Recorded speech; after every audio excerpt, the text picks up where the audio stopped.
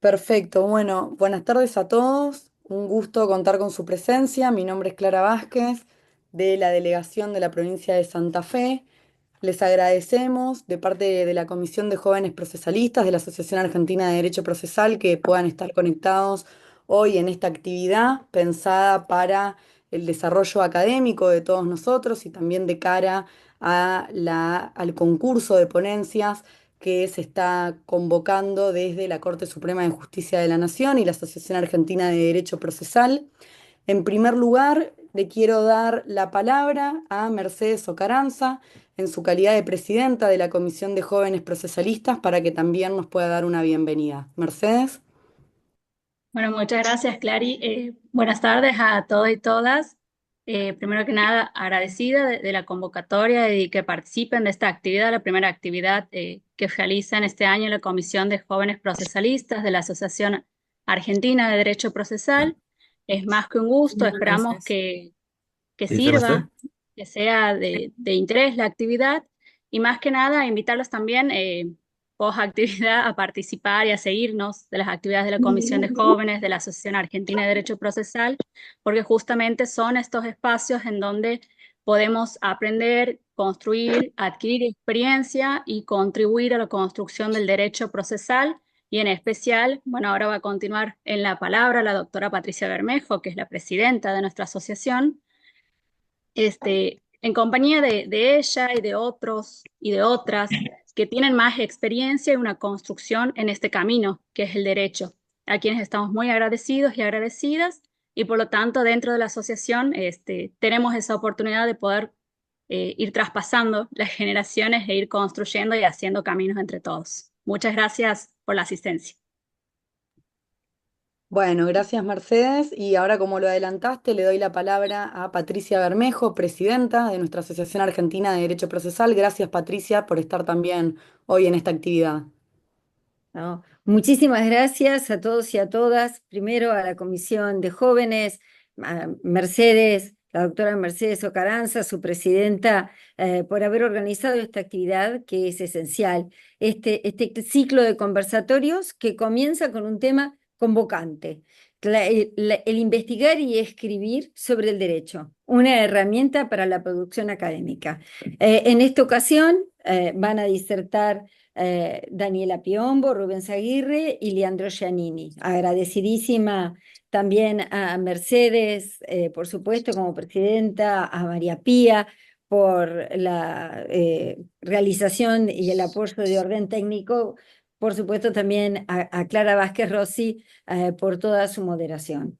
Ustedes saben que siempre cuando se escribe y especialmente cuando se comienza, muchas veces se tienen dudas y no se sabe si lo que uno está haciendo es correcto, si se puede hacer mejor. Para esto, por supuesto, siempre te conviene tener ciertas pautas y además tener mucha confianza y tener además muchas ganas de autosuperarse. Nosotros tenemos un proceso que tiende hacia la oralidad. Sin embargo, el aspecto escrito es una de las formas esenciales para comunicarnos, en especial en lo que se refiere a la presentación de ponencias, premios y a toda la actividad académica.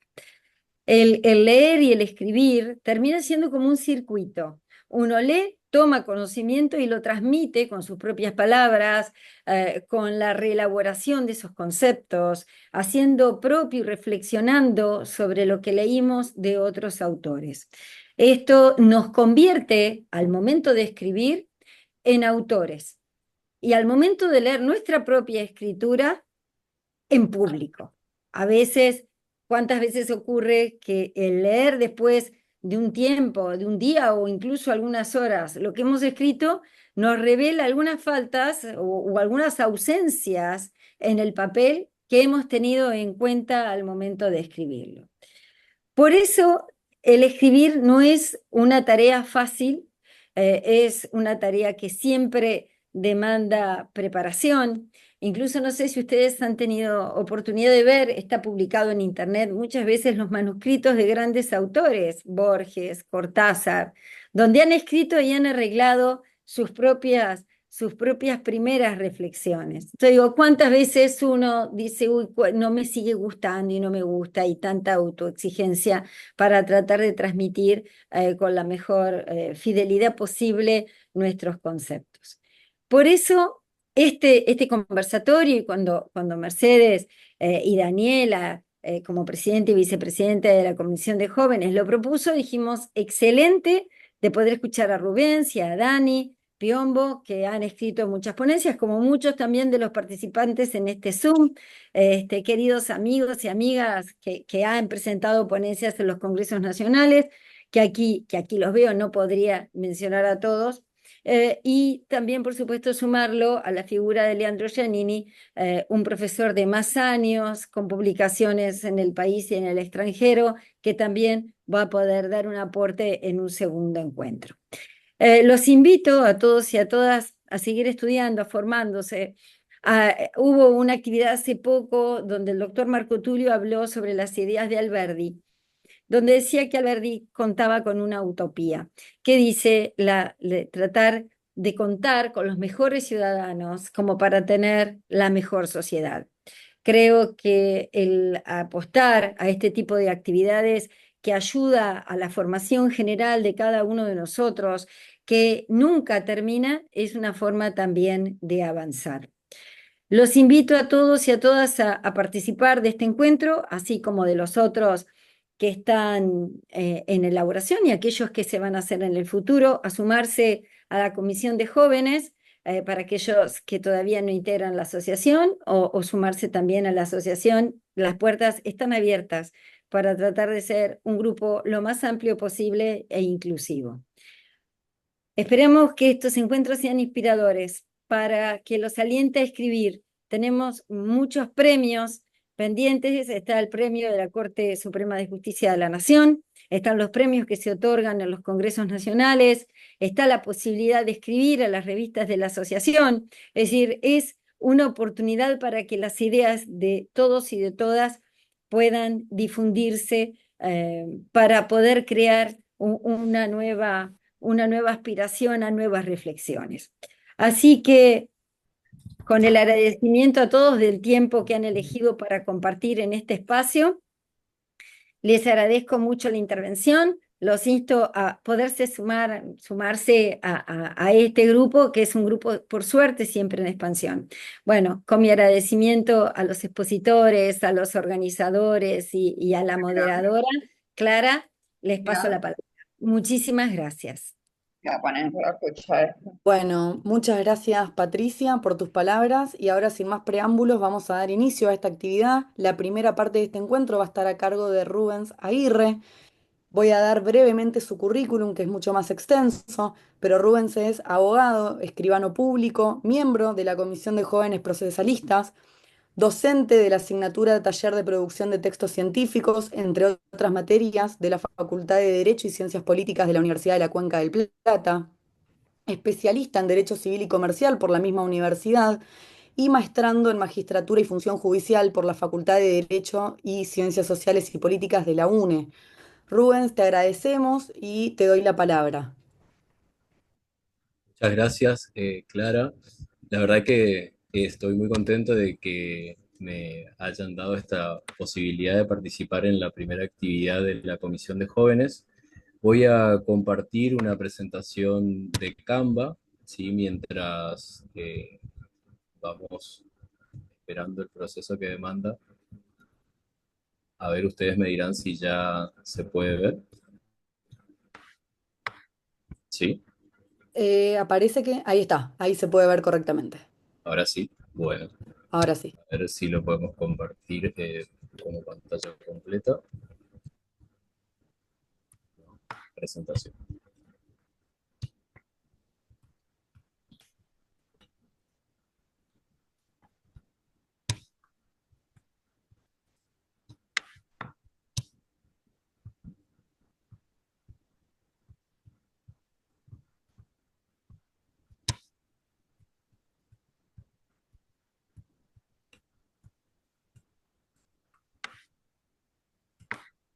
Bueno, bien como decía nuestra presidenta, voy a tener a ver unos inconvenientes, porque esto, ahí está, lo voy a tener que ir pausando.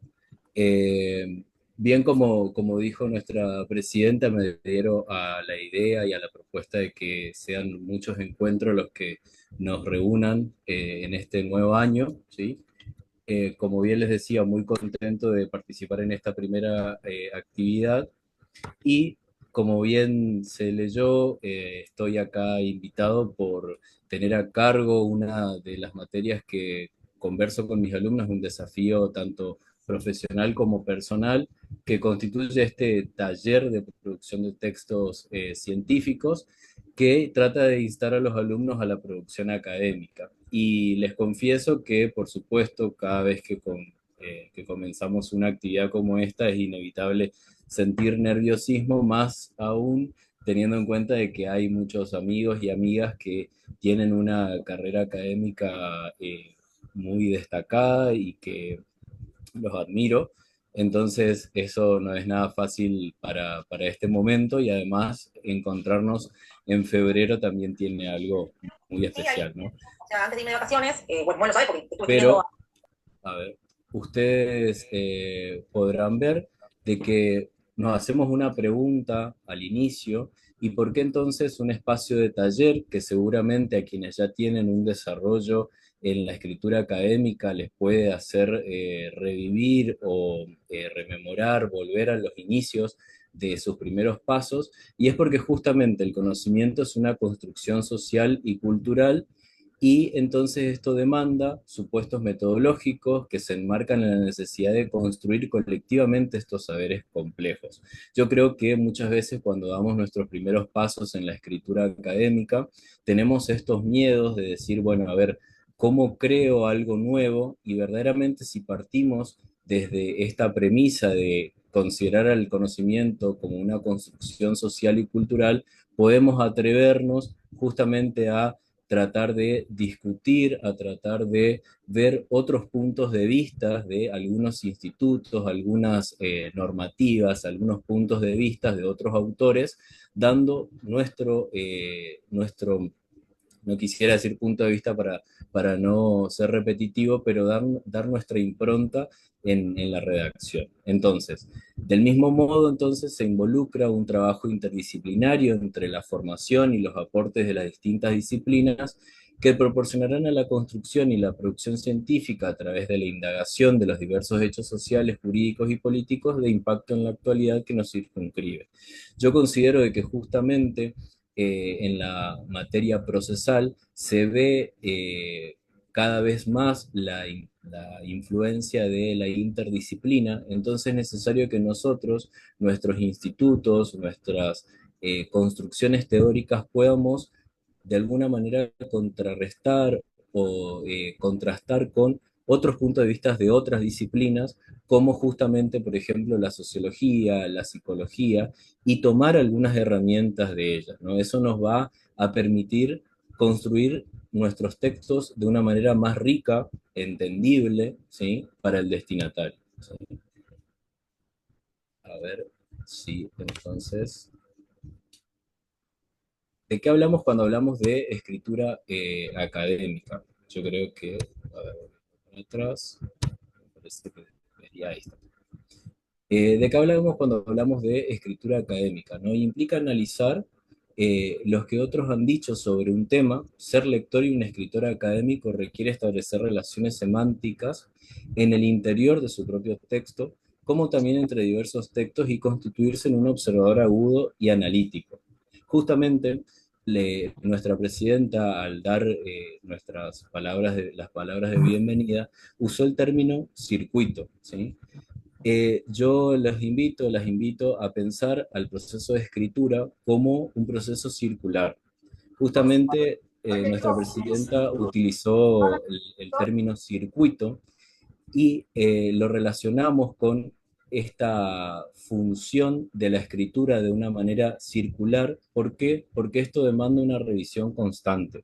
Vamos a ver más adelante de que hablar de un proceso de escritura es justamente hacer hincapié en tres pasos esenciales: la planificación, la puesta en texto y la revisión. Y esa revisión puede ser tanto parcial como global o total, ¿no?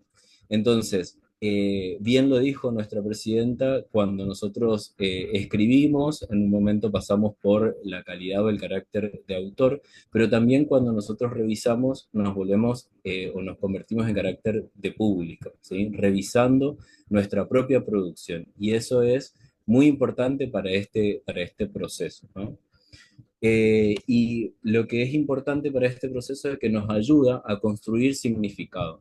Esta cuestión de construir significado relacionando con lo que anteriormente decía, con el aporte de otras ciencias, nos permite traer a nuestro ámbito, a nuestra realidad, algunas construcciones de otros autores, de otros momentos del conocimiento, ¿sí? Entonces, discutir, contrastar, ¿sí? Para de alguna manera crear una nueva visión de la realidad, porque justamente recordando una frase de Ergan Morin de la cuestión de que el mapa no es el territorio, tenemos que tener en cuenta que la construcción de otros autores puede ser discutida y justamente de eso se trata esta característica del conocimiento científico que además de la contrastación empírica puede ser superado y justamente hace a sus características, ¿sí? Puede ser revisado, que es una de sus características esenciales. Entonces, si nosotros hablamos de escritura académica, tenemos que justamente hacer hincapié en esto que les decía. La escritura en general como proceso implica, en primer lugar, una planificación, ¿sí? La planificación justamente nos puede llevar el mismo tiempo o la misma cantidad de tiempo que la escritura. ¿Qué quiero decir con esto?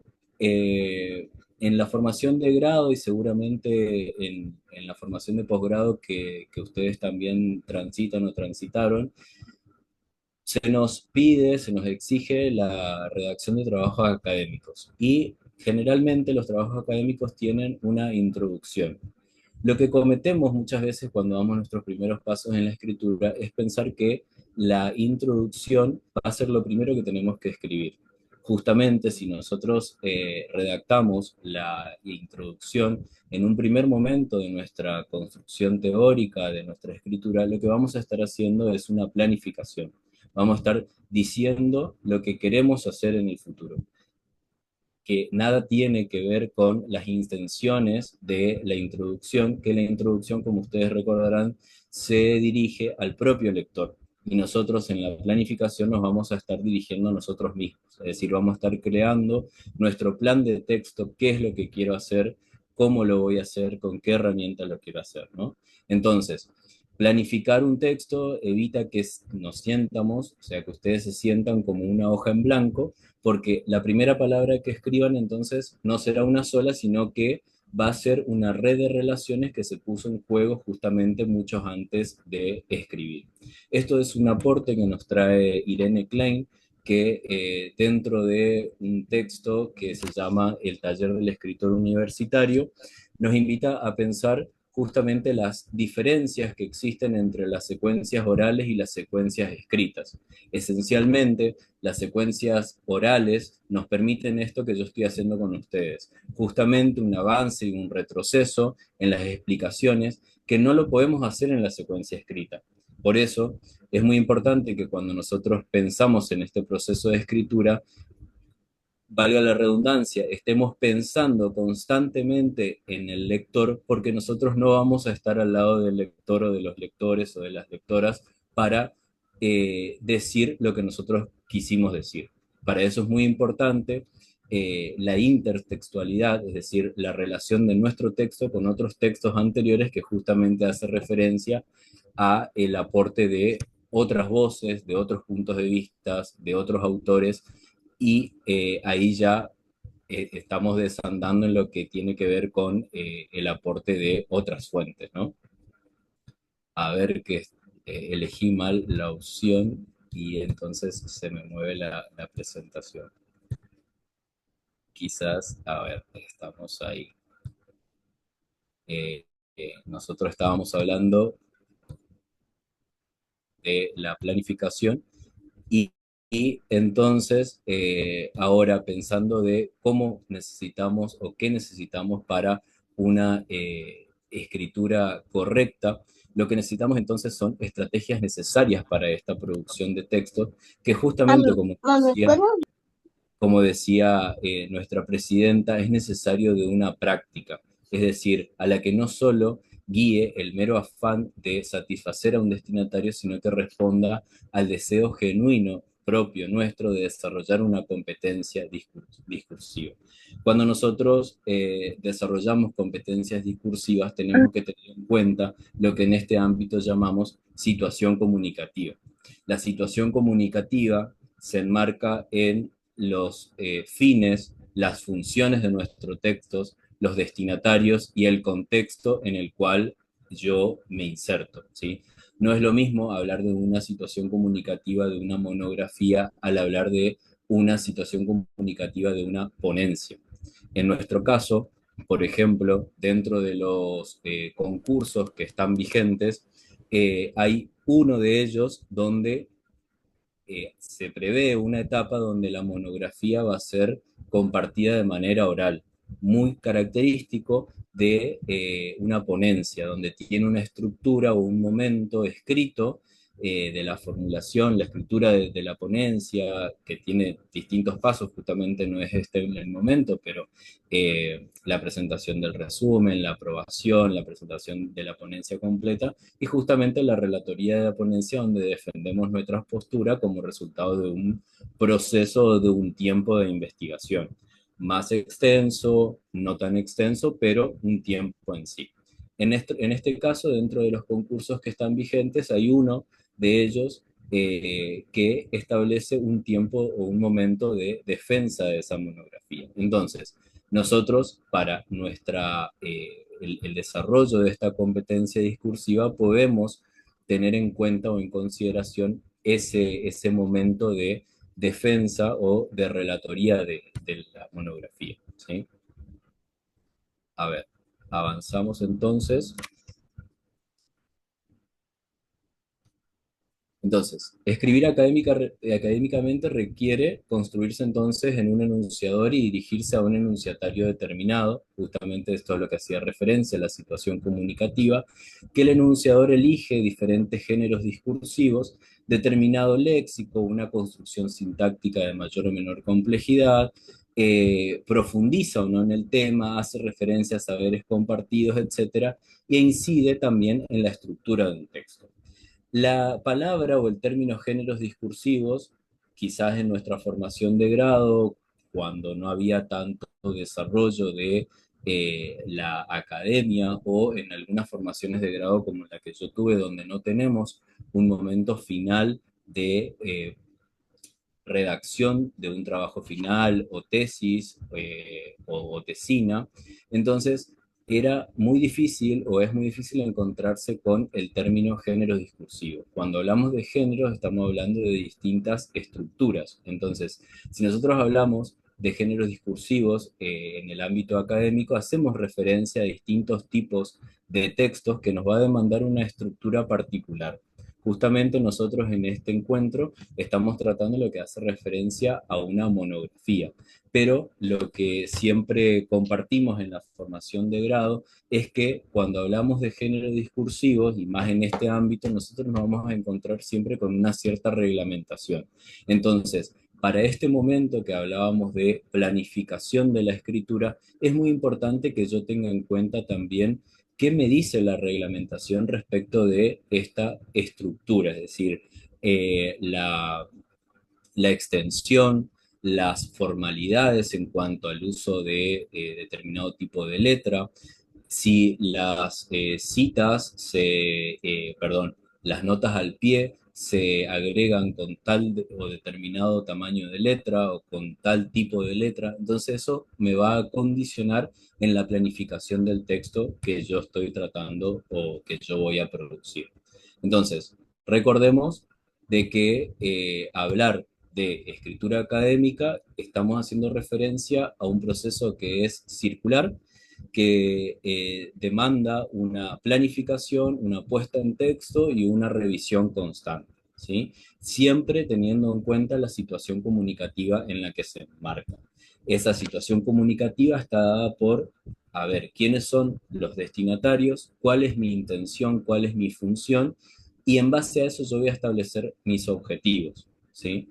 Entonces, generalmente cuando hablamos de características de la escritura, estamos hablando de un enunciador y un enunciatario que construyen un discurso autónomo e independiente del contexto extratextual. Es decir, yo tengo diferentes fuentes que hacen a este contexto extratextual y lo que traigo a mis textos son otras voces. Y justamente aquí se agrega otra cuestión importante cuando hablamos de las estructuras o de las secuencias. Las estructuras o secuencias también podemos caracterizarlas o clasificarlas en enunciativo explicativa o argumentativa, ¿sí? Generalmente cuando hablamos de una monografía, y adelantándome en el tema porque es muy probable que me esté excediendo ya en la duración, la monografía nos invita a que sea mayormente explicativo, descriptiva, sobre un tema, porque justamente, como ustedes sabrán, el término mono hace referencia a uno, ¿sí? Y entonces monografía implica el estudio de un tema. Adelantándome también, por la cuestión del horario, este estudio del tema demanda que yo organice mi estructura, mi texto, a modo de libro, ¿sí? Con distintas partes que más adelante las vamos a ver. Entonces, yo en este contexto extratextual lo que voy a hacer es conversar con distintas fuentes que van a ser autores o autoras que han escrito con anterioridad, con sus puntos de vista sobre tal o determinada institución del derecho, en este caso dentro de nuestro ámbito, y entonces voy a desarrollar un punto de vista, pero que no justamente trate a convencer, porque la monografía esencialmente es descriptivo-explicativa, no tan argumentativa, pero ustedes leerán en algunos textos, como justamente le cité Irene Klein, también tenemos a Liliana Cubo de Severino, que hace un estudio sobre distintos textos de la ciencia, donde nos dice, bueno, estos distintos tipos de textos que los podemos clasificar con estas secuencias no se presentan, si ustedes me permiten con un término así tan claro, no se presentan en un 100%, sino que se presentan entremezclados. Entonces vamos a tener, por ejemplo, monografías que verdaderamente tengan mayor características descriptivas expositivas, pero que también traigan un aporte del autor, y entonces en ese momento cuando el autor o la autora nos dé su punto de vista, va a tener alguna característica o algún tinte argumentativo, ¿sí? Entonces, volviendo a la presentación, la escritura da lugar a una nueva clase de precisión en la articulación verbal. Entonces el lenguaje debe funcionar a fin de expresarse con claridad por sí mismo, sin contexto existencial alguno. Eso justamente hace referencia a lo que hablábamos con anterioridad de desarrollar nuestro punto de vista en un contexto determinado, poder contrastar con las instituciones actuales, con nuevos puntos de vista sociológicos, ideológicos, políticos, aquellas instituciones o momentos en los que otros autores ya han estudiado quizás un hecho parecido, idéntico, de algunas características similares a las que estamos tratando en nuestro texto. Justamente ahora la presentación hace referencia a lo que les marcaba hace un rato, que cuando hablamos de una secuencia escrita es distinta a una secuencia oral. ¿Por qué? Porque la interacción es diferida, ¿sí? El discurso escrito entonces debe contener los indicios necesarios para que el enunciatario, es decir, el lector pueda interpretar. Es decir, yo lo interpreto a esta cuestión como cuando compartimos con los alumnos, esto se tiene que autoabastecer, es decir, que si a nuestro lector le surgen dudas, le surgen interrogantes, tienen que encontrarlas en el texto. Esto es muy importante para las decisiones que hacemos en la planificación y en la puesta en texto, referido justamente a distintos institutos, términos que utilicemos, porque no va a ser lo mismo escribir un texto para alumnos que recién se inician en la ciencia del derecho, en la formación de grado, a este ámbito en el que nos desenvolvemos de un concurso donde expertos van a leer nuestro trabajo y donde no va a ser necesario aclarar ciertos conceptos que son básicos de nuestra ciencia. Entonces, esto también condiciona no solo la planificación, sino también la puesta en texto y la revisión de nuestra construcción. Entonces, continuando con la presentación, eh, podemos adelantarnos un poquito más para llegar entonces a qué pasa o qué ocurre, qué decisiones tomo cuando quiero escribir una monografía. Me estaba adelantando un poquito respecto de algunas conceptualizaciones esenciales de este tipo de texto académico, porque entonces la monografía implica el estudio de un tema especial en forma de libro, ¿sí? Y su elaboración permite alcanzar una capacidad técnica para redactar documentos de la vida profesional con orden y claridad. Esta cuestión de alcanzar una capacidad técnica para redactar documentos de la vida profesional es una definición que tiende a cuando la monografía forma parte de un momento de evaluación o que su función es evaluar los saberes alcanzados en una formación, como puede ser, por ejemplo, una diplomatura que tiene poco tiempo de duración, entonces es necesario presentar una monografía para acreditar ese trayecto educativo en la formación profesional, pero en nuestro caso, justamente la redacción y la presentación de una monografía se nos requiere para competir, ¿sí? Pero ese competir en nuestro concurso tiene que ir de la mano de la función del texto, que esencialmente vamos a ver de que la función es informar.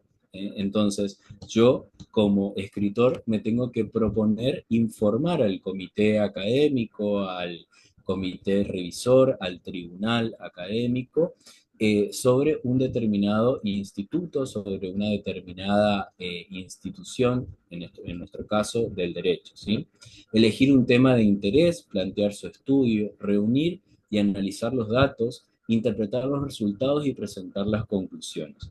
Yo creo que es muy importante esa primera expresión cuando nos propone elegir un tema de nuestro interés. Nosotros cuando hay un concurso, un reglamento que delimita temas para participar, ya sea como en este caso, este concurso en particular, o un congreso en nuestra vida académica, tenemos que elegir un tema de nuestro interés, porque es lo que nos va a producir o nos va a generar el motor de nuestra producción. Si nosotros no tenemos interés, es muy probable que no podamos construir texto alguno y que nos quedemos con esa hoja en blanco. Por eso es muy importante para quienes recién están conociendo o teniendo intenciones de participar en la vida académica, que cuando hablamos, por ejemplo, de un concurso de monografías o cuando estamos hablando de un congreso, los congresos y estas actividades académicas suelen dividirse, si me permiten el término, en comisiones, ¿sí? Comisiones con distintas temáticas. En nuestro caso, por ejemplo, uno de los concursos se divide en 3 temáticas. Entonces, es muy importante que se elija un tema del interés de quien desee participar de acuerdo a esas temáticas. ¿Y de dónde parte eso? Del reglamento, de la convocatoria a este texto académico.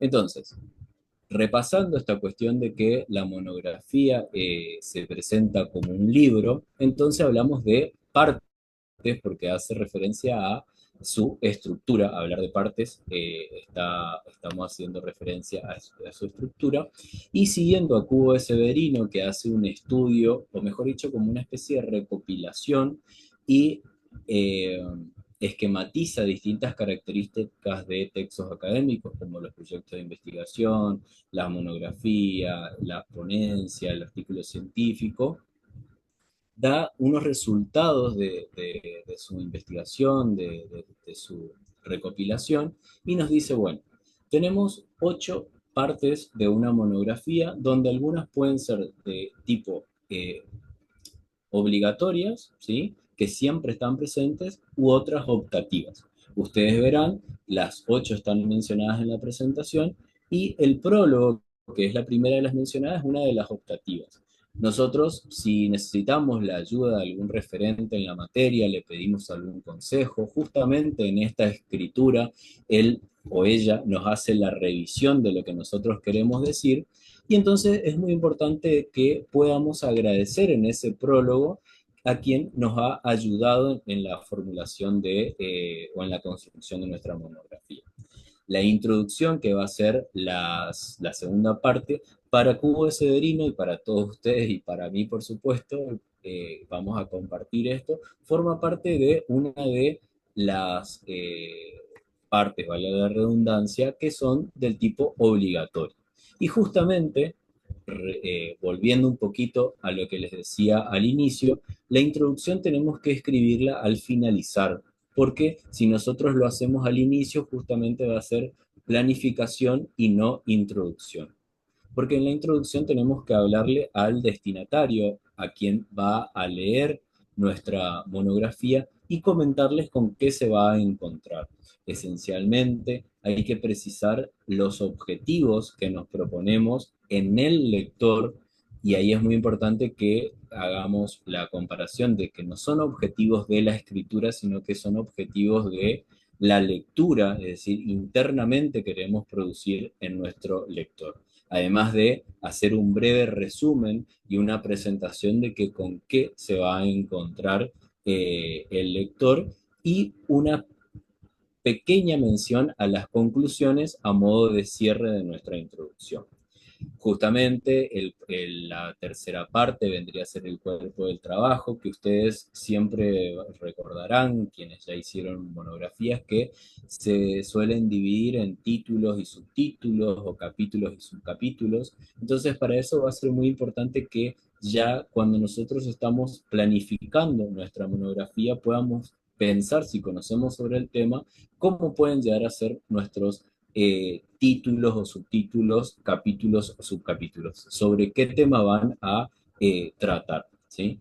El corpus empleado en la investigación también hace referencia a una de las partes que son del tipo obligatoria, por supuesto la bibliografía con todos los datos que ustedes ya saben, los autores en orden alfabético, el nombre de la obra, el año de edición, además de la editorial, ¿sí? Y la ciudad en la que fue impreso ese material. Entonces, vamos acelerando un poquito nuestro motor, porque no se olviden de que las monografías tienen que tener índice, y justamente hacen referencia al índice general. El índice analítico de materia puede ser del tipo optativo, como así también los apéndices o anexos que van a ir al finalizar, y pueden llegar a contener gráficos que no son tan usuales en nuestra disciplina, pero que pueden complementar a el objetivo de informar. Y hoy en día, por ejemplo, con los gráficos de alguna encuesta que podamos realizar con algún formulario. Vamos un poquito más adelante respecto de algunas decisiones que tenemos que hacer. Al inicio le había dicho de que cuando nosotros empezamos a tomar la decisión de escribir, parece que nos encontramos con una hoja en blanco donde que nos preguntamos hacia dónde queremos ir, y por eso es que es muy importante la planificación. Pero es muy importante también la delimitación del tema, ¿sí? Entonces, la delimitación del tema va a hacer referencia a algo que nos permita el estudio de una determinada cuestión, pero que sea algo que lo podamos lograr. Ustedes verán ahí que en la presentación nos da un ejemplo de la contaminación de la tierra. Es algo muy impreciso, entonces no delimita nuestro objeto de estudio, y entonces se nos va a dificultar la búsqueda de bibliografía, la búsqueda de autores, si nosotros no delimitamos nuestro tema en particular.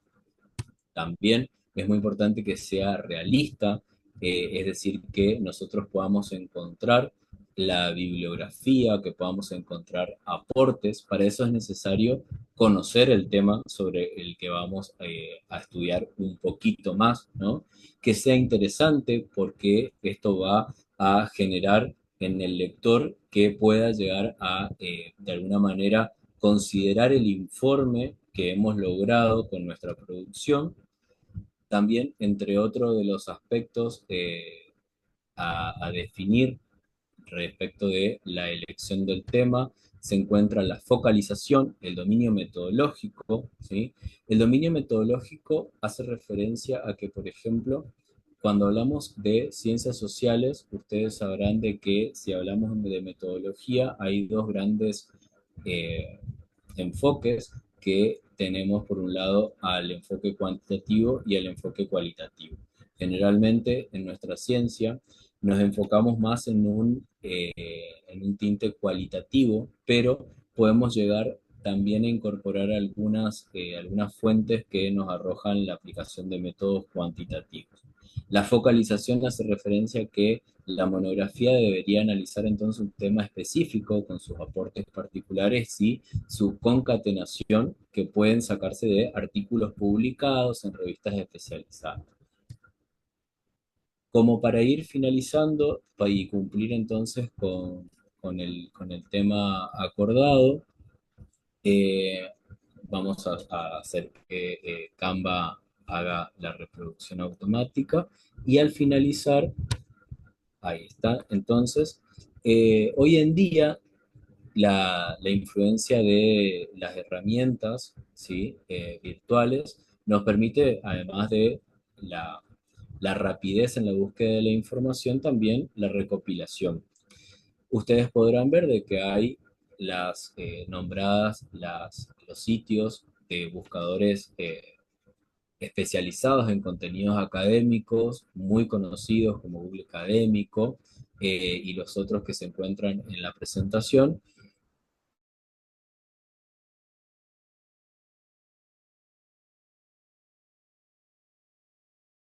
sino también a las formalidades cuando nosotros queremos eh, hacer de que nuestros textos sean publicados en revistas indexadas. ¿Por qué les digo esto? Porque justamente uno de los concursos que está vigente tiende a que la producción escrita pueda llegar a publicarse en revistas. Entonces es muy importante que tengamos en cuenta también ciertas características que son utilizadas para este tipo de publicaciones. Justamente para tratar de cumplir con el tiempo, les digo muchas gracias y finalizamos entonces con una pequeña frase que nos puede llegar a motivar. Nunca te rindas, el fracaso y el rechazo son solo el primer escalón hacia el éxito. Muchas veces necesitamos un empujón, un reencuentro con nuestra esencia. Entonces estas frases nos ayudan a poder generar un poco más de combustible para nuestro motor, en nuestro caso, nuestro motor académico. Muchas gracias por el espacio nuevamente, deseo haber cumplido con el horario y que esto que les vine a compartir pueda servir justamente para generar mayor combustible a nuestro motor académico, ¿sí? Bueno, muchas gracias Rubens por tus palabras. Si les parece, cualquier duda que haya o que quieran que profundice más, lo vamos a dejar para el final, después de la exposición de Daniela, que es a quien me toca presentar ahora. Daniela Piombo va a estar a cargo de esta segunda parte del encuentro. Ella es la vicepresidenta de la Comisión de Jóvenes Procesalistas de la Asociación Argentina de Derecho Procesal.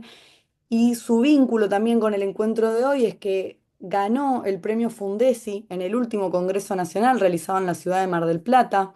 Asimismo, y haciendo brevemente mención a su currículum, es abogada por la Universidad Nacional de La Plata, magíster en Derecho Penal por la Universidad Austral y magíster en Derecho Penal y Ciencias Penales por las Universidades Pompeu Fabra y de Barcelona, diplomada superior en Género y Justicia, en Ciberdelincuencia y Tecnologías aplicadas a la investigación por las Universidades Austral y Abad Oliva, también de España, docente de grado y de posgrado de la Facultad de Ciencias Jurídicas y Sociales de la Universidad Nacional de La Plata entre otros antecedentes igual de importantes. Daniela, te agradecemos también tu presencia y te doy la palabra para esta segunda parte del encuentro. Bueno, muchísimas gracias, gracias Clara por la presentación. Bueno, en primer lugar agradecer obvio a la Asociación Argentina de Derecho Procesal que ha permitido este encuentro, a la Comisión de Jóvenes que tenemos el agrado con Mercedes de encabezar esta presentación, así que para mí es un honor poder compartir con ustedes y participar de este primer encuentro organizado por la Comisión de Jóvenes, específicamente por la vocalía de publicaciones que está dirigido a quienes estén también interesados e interesadas en publicar y presentar algún texto académico. La verdad que, bueno, creo que es un error que esté acá yo, pero que también está el doctor Giannini, también convocado. Bueno, Rubens ha sido muy claro también en toda su explicación. Pero bueno, como esta invitación está dirigida bueno, la distinción de Fundencia, así que les agradezco ya tenerme en cuenta, pero seguramente ya la segunda jornada con el doctor Giannini vamos a seguir profundizando, seguramente poner algunas cuestiones relativas más a lo que es la escritura y en particular de la presentación de ponencias. Así que en mi intervención me han dicho que era más por ahí a título personal, de experiencia personal, así que no me voy a detener por ahí en cuestiones más metodológicas, que me parece que Rubens las ha podido abordar concretamente y seguramente lo hará en el próximo encuentro del doctor Giannini. Así que lo mío va a ser un poco como, bueno, mi experiencia, ¿no? Más particular con la escritura, con el proceso de escritura, como bien llamó Rubens, no es una vez, una actividad que ejercemos y ejercitamos continuamente. Obviamente que van a haber un montón de recomendaciones, un montón de deberes ser, pero la verdad es que no existe ninguna receta mágica. Cada uno tiene sus propias estrategias y la verdad es que en lo personal yo siempre sí he sido muy desordenada escribiendo. Empiezo por un lado, termino por otro, le doy vueltas, generalmente lo que empecé a escribir después termina siendo otro tema, pero bueno, tiene esto que va evolucionando nuestro texto académico y lo cierto es que bueno, nadie se levantó de la noche a la mañana sabiendo escribir, así que bueno, si ustedes no pueden cumplir estos pasos, que están muy bien, son metodológicos, tampoco se frustren porque me parece que lo importante es seguir continuando, como decía el último texto de Rubén, ¿no? No hay que desanimarse y creo que esto se va perfeccionando con el tiempo. Yo lo primero que quería plantear, bueno, un poco cuando uno escribe cuál es nuestro objetivo principal, cuando escribimos un texto jurídico, o sea, una ponencia, que por ahí es lo que venimos desde la asociación y desde la comisión por ahí más acostumbrados a estos textos académicos en congresos nacionales o en otros premios, la verdad es que siempre, ¿no? Tenemos que preguntarnos un poco, ¿no? Esta pregunta retórica que queremos transmitir al comité evaluador, al auditorio o al interlocutor. Y me parece que siempre queremos transmitir alguna idea, algún proyecto, alguna solución, y sobre todo que queremos persuadir, me parece que este es el punto clave. Siempre queremos tratar de que la otra persona que nos está leyendo de alguna forma reconozca que tenemos razón o que puedan adherir a nuestra postura. Por eso me parece que es importante, ¿no? Un texto tiene que ser muy persuasivo para que esa persona de alguna forma compre, entre comillas, ¿no? Nuestra idea, nuestra solución. Puede ser, como decíamos, a veces puede estar dirigido nuestro planteo a cuestionar la constitucionalidad de una ley, de una norma, presentar una solución alternativa a distintos problemas, pero normalmente lo que ocurre cuando empezamos, ¿no? Es lo que decía, es el orden inverso. Generalmente empezamos con la conclusión y lo último que hacemos, como decía muy bien Rubén, es la introducción. Realmente ya nosotros sabemos, ¿no? La conclusión de nuestro trabajo o a la idea principal que queremos llegar, después tendremos que reconstruir, ¿no? Ir para atrás cuáles van a ser los argumentos, ¿no? Que nos van a permitir llegar a esa conclusión final. Me acuerdo en mi caso particular de la ponencia, yo quería llegar a la conclusión que los sistemas de reconocimiento facial eran inconstitucionales, ¿no? Algunos usos que se daban a estos sistemas mediante inteligencia artificial, ¿no? Entonces, cuando escribimos, decía, es recorrer el camino un poco a la inversa. Empezamos con una conclusión y vamos a terminar, seguramente lo último, o a mí en particular lo que me pasa es que lo último que termino eligiendo es el título del trabajo. Así que esta conclusión, desde ya que es provisoria, puede ser que a lo largo del trabajo vaya mutando o puede hacer que termine en otra conclusión, pero lo cierto es que siempre partimos de alguna conclusión, por lo menos una premisa que va a dar, ¿no? Origen a todo el desarrollo del trabajo. A mí en particular lo que hago en primer lugar es siempre iniciar un poco con el trabajo de investigación, ¿no? A investigar las fuentes, a recolectar todo lo que más o menos relativamente a ese tema se ha escrito, que tenga alguna relevancia, obviamente. Así que esta parte de recolección de fuentes doctrinarias, jurisprudenciales, normativas, más autorizadas en la materia, obviamente que sería imposible a veces poder leer toda la bibliografía, por así decirlo, pero lo cierto es que es importante anotar todas las fuentes, sobre todo si hay autores que han escrito sobre alguna cuestión, algún fallo de la Corte Suprema, bueno, que tenga cierta relevancia y que nuestro escrito no pueda omitir. Entonces me parece que eso lleva mucho tiempo. A mí me gusta, digamos, tratar de ver todo lo posible, pero lo cierto es que no solamente a veces las fuentes nacionales nos van a poder ayudar, sino también hoy tenemos muchos traductores de texto, que por ahí están escritos en otros idiomas, así que también invitarlos e invitarlas a que también puedan buscar, ¿no?, dentro de Latinoamérica otras revistas jurídicas o que estén en otros idiomas escritos que aborden por ahí la misma temática. También es importante porque me parece que a veces uno escribe con una idea y por ahí esa conclusión ya llegaron para los autores, o por ahí no. Me parece que es importante ver, sobre todo lo que hace a la originalidad de nuestro trabajo, ¿no? En los fundamentos, en la conclusión, ver qué se ha escrito sobre ese tema. Lo cierto es que cuando uno termina de hacer todo este estudio de fuentes, de alguna forma es que, yo digo, uno se convierte un poquito en un pseudo especialista sobre esa temática. Por eso es importante tratar de abordarla en la medida de lo posible. Obviamente que dependerá mucho del tema, que eso es lo que por ahí también es lo que habló Rubens, un poco me gustaría detenerme, ¿no? Depende del tema que elijamos, a veces cómo lo circunscribimos, por ahí si es más local o es un tema más transversal, pero lo cierto es que cuando uno elige el tema es importante que entusiasme, ¿no? Es lo que decía, que nos genere interés. A veces estamos limitados por un temario de un congreso, porque bueno, son temas específicos, pero bueno, dentro de ese menú de opciones, elegir el que realmente nos resuene más, que por ahí tengamos alguna experiencia, o por ahí si ya hemos trabajado en ese tema, seguir profundizándolo, porque la verdad es que no hay cosa más tediosa que por ahí escribir de algo que no estamos convencidos, y realmente eso va a costar avanzar en lo que es la escritura de esa ponencia o de ese escrito académico. Como les decía, el tema no tiene que ser tampoco tan amplio, tiene que ser algo más bien abordable, limitado, porque el tiempo de uno también es limitado, pero también la extensión de los trabajos, y uno, la mayoría de acá, bueno, acá hay muchos compañeros de la CJP que hemos participado en congresos, sabemos que hay que cumplir, como decía también Rubén, ciertos parámetros formales de extensión, de escritura. Entonces es importante elegir un tema del cual podamos llegar a abordar en 15, 20 hojas, no sé, lo que sea, el tema.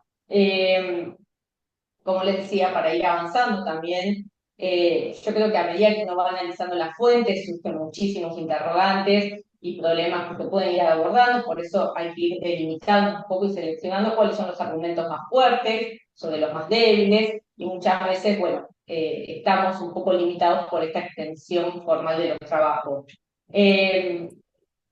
Después, también algo que por ahí me parece importante es tratar de dar una solución, ¿no? Tomar una posición en el trabajo, más allá de esto de, bueno, ver qué autor dijo sobre este tema o sobre el otro, esto medio monográfico, que puede servir para ciertos escritos jurídicos, pero a veces en lo que buscamos en ponencias o en otros escritos, como les decía, es tomar una posición, ¿no? Y ya ahí viene una elaboración propia que puede coincidir con algún autor, pero es importante por ahí dejarla bien claro en nuestro trabajo.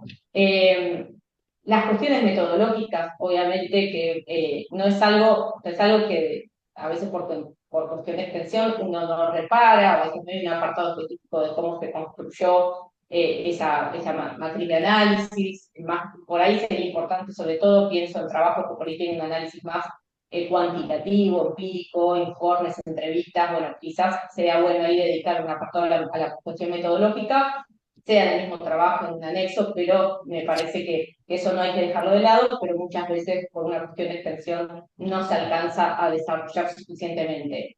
Y como les decía, siempre lo que uno termina un poco escribiendo es el título del trabajo, que es por ahí una de las cuestiones en particular. A mí me resulta difícil muchas veces, porque para mí tiene que cumplir ciertos objetivos el título. tiene que englobar, por un lado, el sentido, ¿no?, del escrito que estamos haciendo, pero a la vez generar algún impacto, ¿no? Tiene que, como digo, hasta podemos tomar una posición ya desde el título de nuestra ponencia o escrito.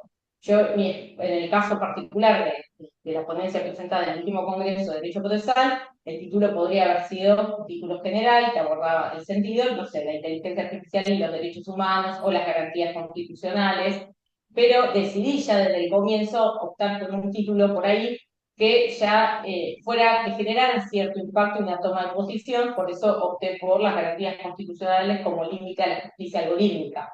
Y ya para mí, ya ven que cambia bastante, ¿no? El otro es más formal, ya deja de entrever la posición que voy a tomar y a la conclusión que voy a llegar al final del trabajo. Así que me parece que el título es importante, tiene que invitar a la lectura y tiene que ser algo atrayente, incluso podría hasta ser transgresor, eso, bueno, depende también qué interlocutorio tenemos, o qué jurado, pero podría también jugar un poco con el título. Después, a modo de resumen, algunas recomendaciones, todo esto fue un poco juicio propio, la verdad que no leí ningún texto o recomendación para hacer esta breve exposición, pero sí por ahí cuestiones que me parece importante o cuestiones que me hubiese gustado que me las dijeran a mí cuando empecé, ¿no?, en el proceso de escritura o escribir para los congresos. Les decía, buscar fuentes no solamente nacionales, también internacionales, usen los traductores, hoy la inteligencia artificial también permite rápidamente traer textos en otros idiomas, que antes era más difícil. Hay muchas revistas científicas digamos, con Casperato, donde hoy que uno puede chequear un poco, digamos, que es algo serio, ¿no? O que tienen hay un equipo atrás de evaluación que de alguna forma avala científicamente lo que se está diciendo. El tema elegido, les vuelvo a repetir, algo que no sea muy amplio ni tampoco muy específico. También a mí me ha ayudado mucho elegir temas por ahí que son transversales a las distintas ramas del derecho. Como ven en mi trabajo elegido, yo me situé desde un punto de vista procesal penal, pero también desde un enfoque de derechos humanos, constitucional. Es más, una profesora mía me decía, pero vos escribiste de derecho constitucional o de derecho procesal penal. Bueno, yo jugué con las garantías también constitucionales y me parece que eso también lo hizo más atractivo, porque salí un poco de lo que fue por ahí específicamente la materia procesal penal y lo llevé a otro ámbito.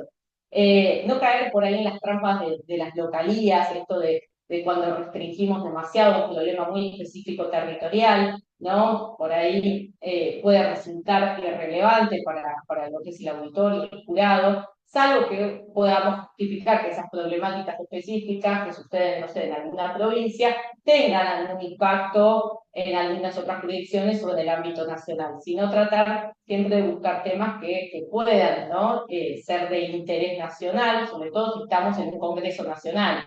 Si estamos en un congreso donde jugamos cuestiones más locales o de la provincia, en mi caso de Buenos Aires, bueno, podré situarme en alguna problemática por ahí del Código Procesal de la provincia de Buenos Aires. Después, otro consejo que lo dijo también Rubens es por ahí no desarrollar o explicar conceptos obvios. Piensen que estamos ante un auditorio calificado, el jurado conoce mucho, digamos, mucho más incluso que uno, y a veces no es necesario, me parece, repetir conceptos que por ahí ya son hartos conocidos, pero bueno, eso como consejo, no cae por ahí en reproducciones de conceptos que por ahí ya sabemos, no voy a perder tiempo o espacio, que por ahí lo voy a necesitar para replicar algunas cuestiones que pueden resultar obvios o que el jurado ya conoce. Particularmente evitar lo que es el copio y pegue, es algo que me parece que hay que limitarlo también. A mí, por ejemplo, ya si veo mucha transcripción, algo que mucho transcripto ya en cursiva, me parece de alguna forma que se está citando demasiadas cosas, se pierde por ahí la elaboración propia y a veces me genera a mí particularmente la sensación que es como relleno. Entonces yo lo limito, trato de no extenderme mucho en copiar y pegar, salvo que sea, como digo, estrictamente necesario traer algún concepto, alguna normativa, pero a veces pienso, con citar el artículo, no, ¿para qué voy a pegar el artículo 19 de la Constitución Nacional? Creo que el jurado o el auditorio conoce ya a qué me estoy refiriendo o a su contenido. Así que a veces prefiero directamente citar el artículo y no transcribirlo totalmente porque me saca espacio que por ahí voy a necesitar después.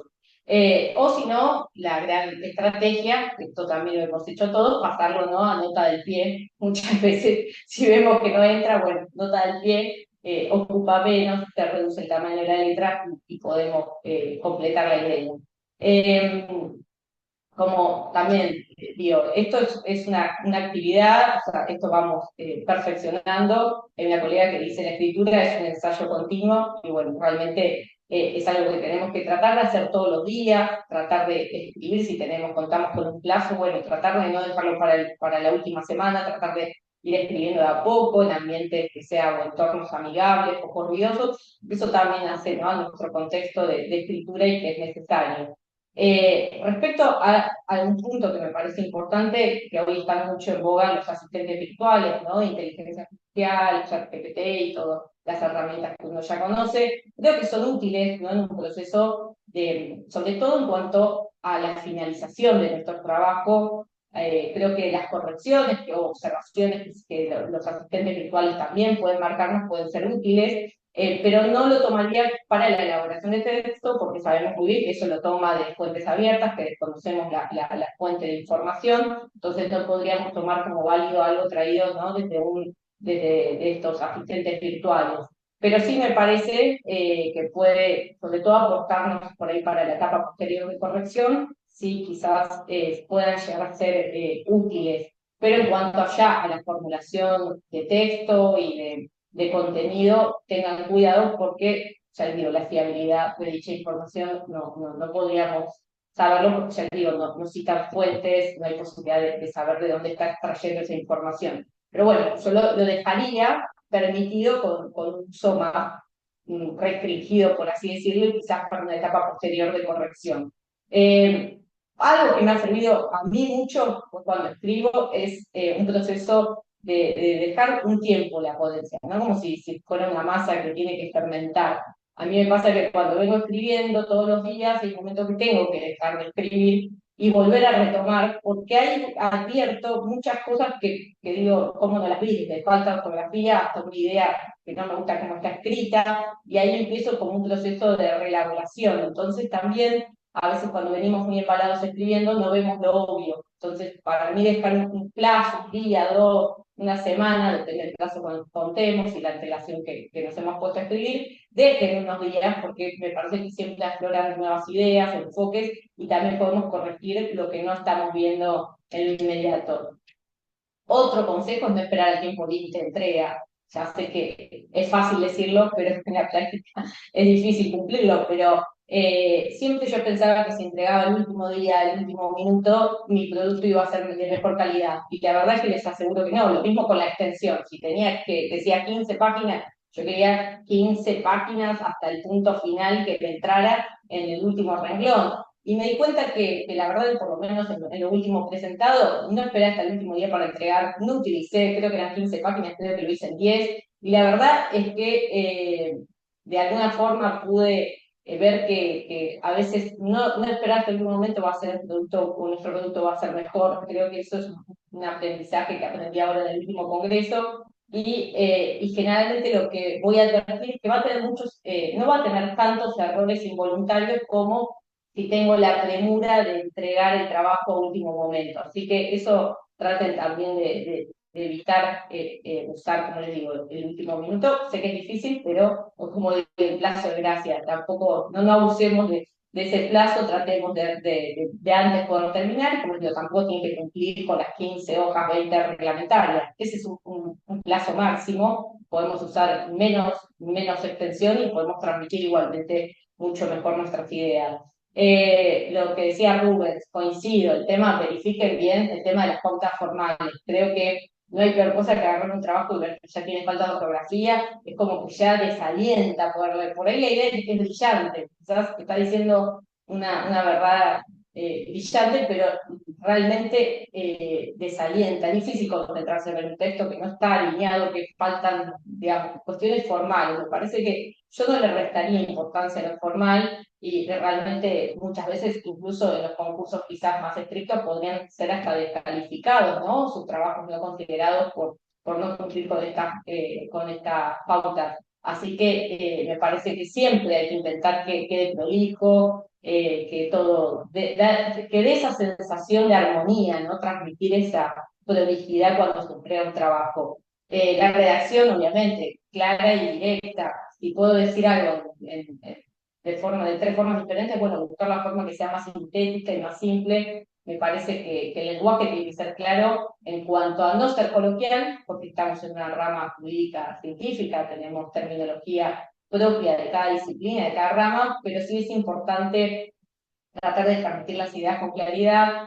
Y obviamente se recomienda evitar el uso de los latinazgos, pero sí, si puedo transmitir algo en una oración, mejor que en un párrafo. O sea, yo cada vez tiendo un poco más a la brevedad y la simplificación, y me parece que eso también ayuda. Y pedirle también a algún colega, conocido, compañero, alguna persona lego, o sea, que no sea ningún profesional del derecho, que lea de lo que estamos produciendo, es muy importante. Me parece que también ayuda mucho a corregir y clarificar ideas, y a veces, muchas veces, bueno, algo que no estamos viendo, alguna cuestión, siempre nos completa. Me parece que intenten pedir siempre, antes de entregar un trabajo a alguien que se lo pueda leer, aunque sea, ya les digo, no tiene que ser alguien que conozca de esa rama, ni abogado o abogada, pero a veces, muchas veces, estas cuestiones de redacción nos ayudan a clarificar. Si lo puede entender una persona que por ahí no es especialista en esa rama, bueno, ya me da la pauta que lo que estoy escribiendo por lo menos cumple con esto de la claridad, ¿no? Del lenguaje. Y bueno, como decía, esta charla fue muy desordenada, como mi proceso de escritura. O sea, lo importante es bueno, que sigan haciéndolo. Creo que se va adquiriendo con los años y la experiencia. Como digo, acá no hay ninguna verdad absoluta, son consejos, recomendaciones. Obviamente que cuanta mayor planificación tengan, me parece que les va a servir, pero bueno, si no, como les digo, no hay que frustrarse, hay que seguir intentando y intentar, como última recomendación por ahí, ser creativos. Me parece que está bueno esto de escritos, cuando yo veo que, no sé, el autor se pregunta y se responde, que aparte somos todos medio locos, ¿no? Nos preguntamos y nos respondemos solos, pero me parece que te das cuenta de que tenemos mejor maniobra en los textos, mejor conocimiento, como que ayuda a argumentar, ayuda a pensar, a aportar cuestiones novedosas, que esto por ahí no se los dije, pero cuando elegimos un tema, por ahí, si, sobre todo si es alguien que no viene de escribir, sino que por ahí está en sus comienzos, elegir algo por ahí eminentemente práctico, algo que sea de nuestra experiencia, no meternos en temas de mayor complejidad. Yo me acuerdo de cuando hice el magíster, era Derecho Penal de Fondo y Derecho Procesal, y me acuerdo que la cuestión de Derecho Penal de Fondo era legítima defensa, causal de justificación, cuestiones que requerían, bueno, lectura, obviamente, y de cierta complejidad, que por ahí yo en mi trabajo diario no lo veía. Yo trabajaba en un tribunal oral, y dije, ¿por qué no voy por algo procesal? Y ahí me animé a escribir sobre una cuestión de competencia de juicio por jurados en la provincia de Buenos Aires, y era un tema que yo manejaba, porque era algo de mi trabajo diario, y eso me ayudó, sobre todo en mis inicios, como para romper ese miedo a la escritura. Digo, bueno, voy a escribir sobre algo que tenga experiencia. Obviamente, me parece que los trabajos que pueden aportar algo de nuestra práctica judicial o jurídica, me parece que son también muy buenos, porque no desarrollamos grandes teorías o cuestiones filosóficas. Nuestro trabajo va a ser de peor calidad, sino todo lo contrario. Me parece que esos trabajos que aportan a la realidad nuestra judicial o a nuestra praxis, me parece que son muy buenos, y sobre todo nos da confianza de que sabemos de lo que estamos escribiendo. Así que bueno, seguramente también algo que uno advierte es que el derecho procesal, tal como lo conocemos, va a ir mutando y va a dictar mucho, ¿no? El derecho procesal de este que estudiamos y del cual conocemos, sobre todo por la incidencia de las nuevas tecnologías, de la inteligencia artificial.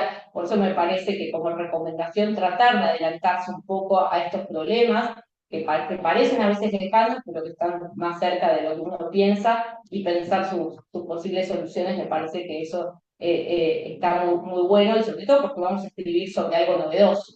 No vamos a escribir con cosas que por ahí ya se ha dicho. Siempre hay algo, un enfoque nuevo para aportar, pero me parece que adelantarse a problemáticas nos va a permitir tener esta nota de algo novedoso. Por ahí no vamos a encontrar tantas fuentes escritas.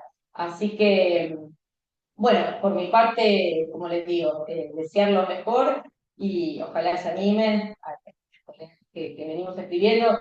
Con Rubén ya estamos al límite ya de la edad, así que esperamos que las nuevas generaciones también de la Comisión de Jóvenes y de quienes se sumen puedan aprovechar y empezar a escribir sin miedo y bueno, siempre tener algún tutor, algún profesor, profesora, amigo, como les decía, va a ser también algo como todos tuvimos cuando empezamos, ¿no? Alguien que un poco nos marque ese camino, así que nada, simplemente eso y agradecerles que se hayan quedado también conectados.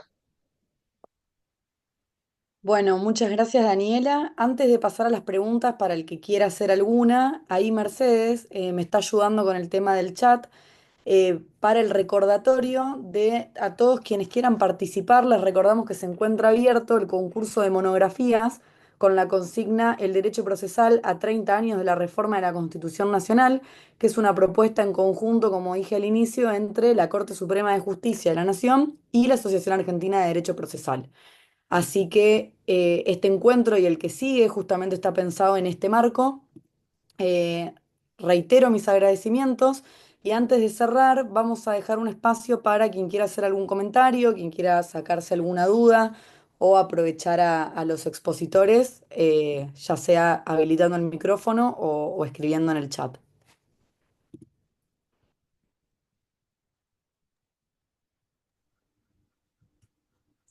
Bueno, primero que nada quiero agradecerles a Daniela y a Rubens por este primer encuentro, que justamente lo pensamos de jóvenes para jóvenes, que es muy importante, también en esto que veían transitando y comentando sus experiencias desde lo más metodológico y desde lo práctico, este, que es un gran desafío escribir y que es un gran desafío también acompañarnos en este transitar. Entonces, desde la Comisión de Jóvenes, muy agradecida porque han participado, han aceptado la propuesta de la Junta en participar y poder brindarnos sus conocimientos para poder avanzar. Una de estas propuestas es que podamos participar en este concurso que, eh, que un convenio que ha firmado la doctora Bermejo con el presidente de la Corte Suprema, que es una oportunidad para escribir, es una oportunidad para jóvenes procesalistas, hasta uno de los requisitos, hasta 10 años desde la obtención del título de abogacía.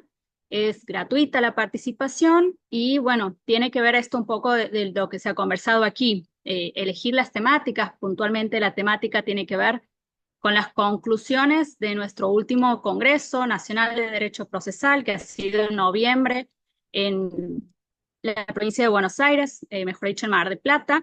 Están cargadas en la página las conclusiones, si no las pueden pedir también al mail de la asociación, que ahí lo hemos escrito en el chat, y vinculado también a la jurisprudencia de la Corte Suprema. Ese es los requisitos en cuanto al título y los temas para elegir. Es una monografía y bueno, esperamos que puedan participar y en ese marco están hechos estos encuentros. Poder romper el hielo, saber que a todos y todas nos cuesta escribir, que es una práctica. Este, Estaba acordándome que tengo que presentar una monografía el viernes, no la he terminado. Le escuchaba a Dani atenta, que no he terminado eso, pero bueno, entre el trabajo y un poco de todo es que podemos avanzar y justamente estos espacios para jóvenes es que entre todos y todas podamos impulsarnos y podamos aprender. Y más que nada, poder escuchar a quienes ya tienen experiencia en este transitar, que aquí lo estoy viendo el doctor Leandro Giannini, que nos va a acompañar en el segundo encuentro, que seguramente nos va a deleitar con su exposición, de quienes he escuchado muchas buenas referencias, así que en la expectativa de poder escucharte, Leandro, también en el segundo encuentro y seguir aprendiendo para que podamos llegar a estas distintas propuestas que nos da la asociación o los distintos jornadas o congresos que tenemos presentes. Muchísimas gracias, Dani y Fubens. Muy agradecida. Gracias, Mer, por tus Gracias. comentarios. Y hay una pregunta en el chat de parte de Nahuel. No sé si la quiere responder Dani, Rubens o ambos. Pregunta, me gustaría hacerle una pregunta a cualquiera de los exponentes. ¿Qué opinan respecto a las remisiones dentro del texto? Por ejemplo, decir el tema será ampliado en el punto tal. ¿Es recomendable? Vos, Rubén, ¿querés empezar? ¿Querés que yo sea el primero que opine? Eh, Yo creo que depende de el tratamiento del tema y en la parte en la que está incorporando justamente esa remisión. Porque como lector me surgiría la pregunta, ¿por qué me está remitiendo a un punto que está por delante y por qué esto no lo incluye en este apartado, en este párrafo, en este punto? Es la pregunta que como lector yo me haría en ese momento. Y me parece que también forma parte de las decisiones que como enunciatario, como escritor, se haría que por qué al final yo remito hacia un punto que viene más adelante y no lo incorporo esto acá. Yo creo que también depende de la parte del texto, dependiendo de la estructura y del tipo del texto, porque si estamos hablando de una introducción, en la introducción tendríamos que agregar, por ejemplo, el tratamiento de conceptos que sean muy básicos a lo que estamos tratando. Y ahí sí es recomendable o coherente, óptimo, que pueda haber una remisión, es decir, bueno, se tratará tal tema, luego se abordará tal cualidad para finalizar con el tratamiento de. Entonces estamos dando a nuestro lector la estructura de con qué se va a ir encontrando. Así que para finalizar con la opinión, yo diría que como escritor se podría preguntar por qué no incluyo acá, el lector se podría estar haciendo esa pregunta y puede no ser recomendable porque estaría desviando la atención del lector. En vez de darle una lectura completa, le estaría remitiendo a algo que se va a encontrar un poquito más adelante. Así que va a depender de la estructura y del momento donde incorpore esta expresión, me parece.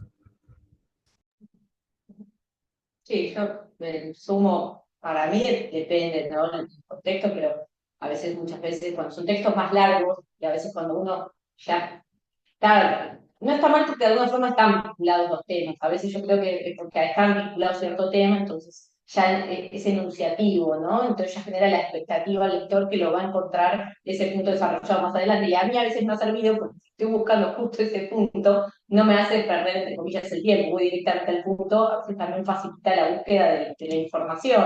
Si ya me aclaran dónde voy a encontrar esa información. Pero como dice Rubens, habrá que ver en cada caso si conviene o no enunciarlo o capaz ya conviene desarrollarlo. Yo creo que en los textos que suelen ser de cierta extensión es algo que nos hemos topado, ¿no? Varias veces con esto de, bueno, este tema se va a desarrollar en mayor profundidad en tal punto, lo cual no lo veo mal, pero como decía, hay que ver en cada caso particular.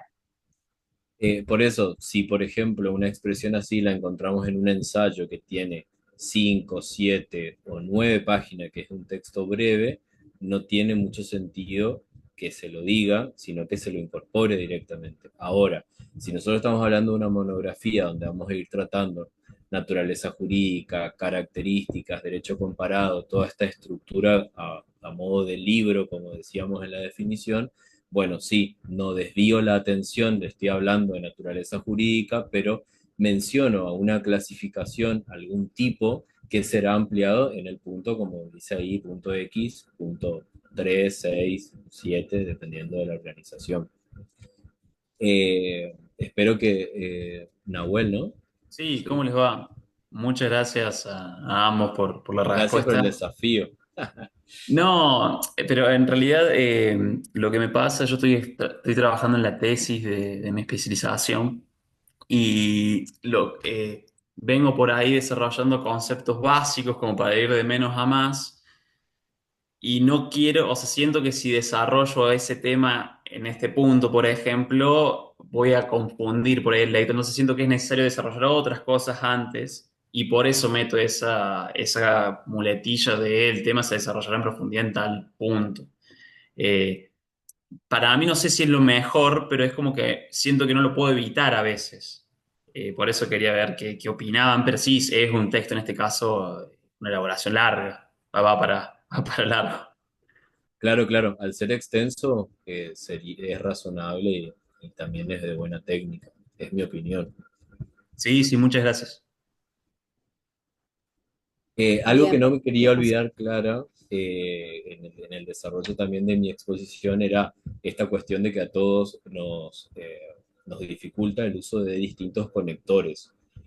Los conectores son muy importantes para la intención que tenemos como hablantes y tener un cuadrito, una planilla, un archivo con una lista de conectores de acuerdo a la intencionalidad nos puede ayudar a no cometer algunos errores del lenguaje como la repetición, ¿no? La ambigüedad, la vaguedad, para que nuestros párrafos no resulten reiterativos, porque cada uno sabe las muletillas que tiene en su manera de expresarse. En mi caso, soy muy reiterativo con el ya que entonces tengo que tratar de encontrar algunos conectores dependiendo de si son de adición, si son de causa-efecto, ¿sí? Y además algo que también quería comentarles, como así a modo de recomendación, que eh, me siento un poco avergonzado de tratar las recomendaciones, pero es lo que vemos en la universidad, la cuestión de conectores por un lado y la utilización de técnicas, por un lado argumentativas y por otro lado expositivas explicativas. Este tipo de técnicas va a depender de la función y de los objetivos que nos planteamos, pero generalmente son muy parecidas. Ustedes van a encontrar la metáfora, la definición, la analogía, la causa-efecto, ¿sí?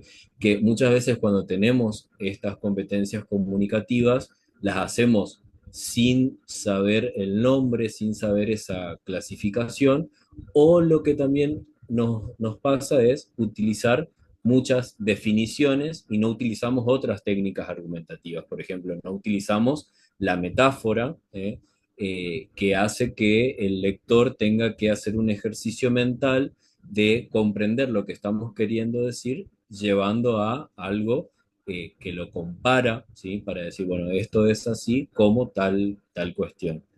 Así que, de acuerdo a algunos documentos, en mi caso, nosotros utilizamos la lectura y la escritura en la Universidad de Narvaja, es la autora, tiene un cuadrito donde nos ejemplifica el uso de técnicas argumentativas y técnicas expositivo-explicativas con ejemplos. Perfecto. ¿Alguien tiene alguna otra duda o algún comentario que quiera realizar antes del cierre?